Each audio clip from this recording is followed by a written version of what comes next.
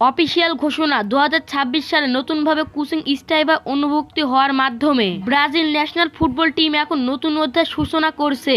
সহকারী কোচ হিসেবে ডেভিড আনচেলত্তির সহযোগে ঘিরে ইতিমধ্যে ফুটবল মহলে ব্যাপক আলোচনা শুরু হয়েছে। 2026 সালটি ব্রাজিল দলের অন্যতম গুরুত্বপূর্ণ, কারণ সামনে রয়েছে ফিফা ওয়ার্ল্ড কাপ 2026। এই বড় আসরকে সামনে রেখে দল গঠন কৌশল নির্ধারণতা এবং খেলোয়াড়দের মানসিক প্রস্তুতি নিশ্চিত করছে কোচিং স্টাইল নতুন রক্তের প্রয়োজন ছিল।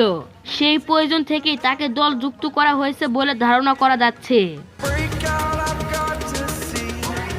ডেভিড আনচেলত্তি দীর্ঘদিন ইউরোপীয় ফুটবলের সঙ্গে যুক্ত থেকে আধুনিক কৌশল, পিচিং ফুটবল এবং ট্যাকটিক্যালের উপর কাজ করেছে। বিশেষ করে দ্রুত ট্রানজিশন, বল পজিশন এবং ধরে রাখা দ্রুত রপ্তানি কৌশল তিনি দক্ষ।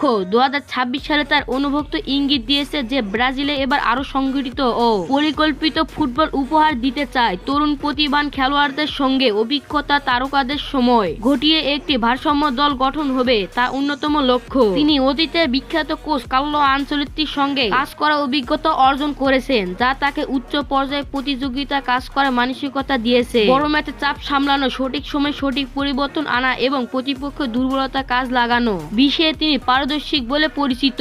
2026 সালে পরিকল্পনা এবং অভিজ্ঞতা গুরুত্বপূর্ণ ভূমিকা রাখে।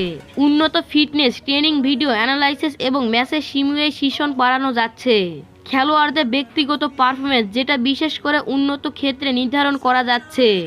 নতুনভাবে দল যুক্ত হওয়ার পর থেকে অনুশীলন, প্রস্তুতি ও কিছু পরিবর্তন লক্ষ্য করা যাচ্ছে।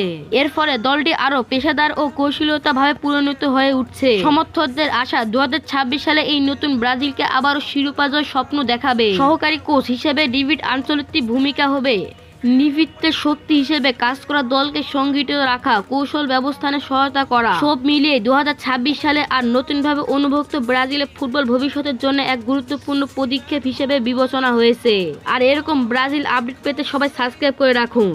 ভিডিও ভালো লাগলে অবশ্যই লাইক এবং সাবস্ক্রাইব করুন। ধন্যবাদ।